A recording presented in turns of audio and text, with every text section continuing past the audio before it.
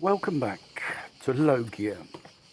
Well, Ford has announced they're launching a new model, and the model name is taken from a classic car which they used to produce in the 70s and 80s, the Ford Capri Coupe. The problem is, this has got, from the first photos which came through the press, which they published themselves, it doesn't look like it. A coupe, a sporty coupe, because judging by manufacturers, people, they want to go for crossovers or SUVs. And the fact is, this is an electric car. It's probably based on some existing model which they had.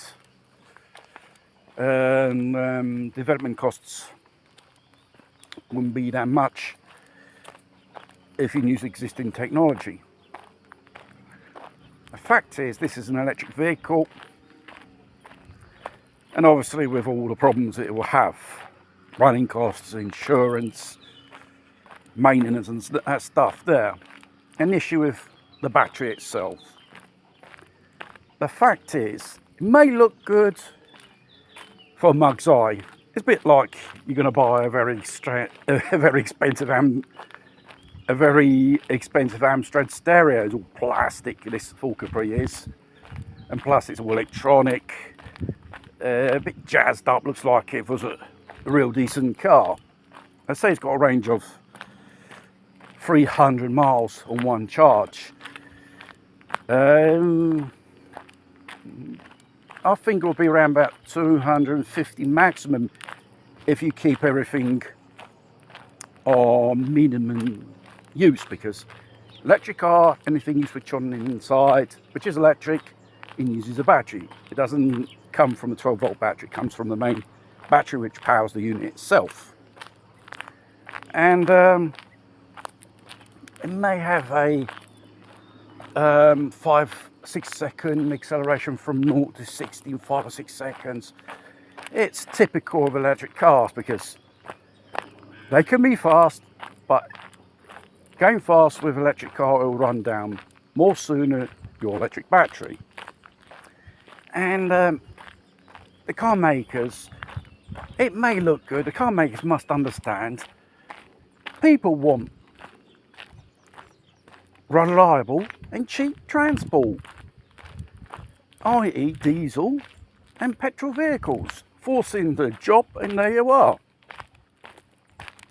Whether it's a small car or an SUV or crossover, which goes for the main on the markets these days, whether it's petrol or electrical versions, they want that, the punters.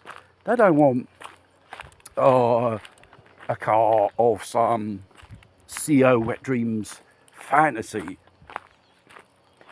And these electric things, they don't come cheap, you know. They're very pricey.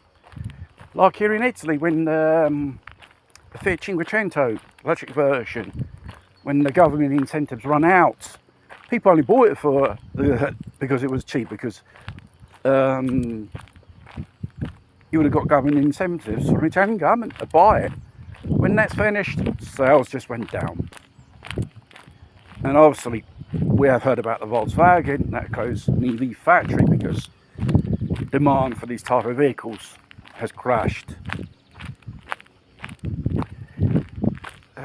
Probably electric vehicle, if it had a different type of propulsion system, hydrogen or other alternative fuels.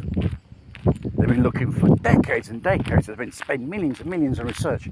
Well, in the result, you end up having an expensive laptop battery, which is enormous underneath your arse, to go around with, a risk of it exploding.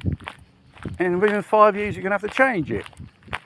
And thus, and a very expensive part to change. And when you trade in these electric cars, they're worth nothing. Not even a dealer would probably do a part exchange on it. They're just like so-called mobile phones with incorporated battery.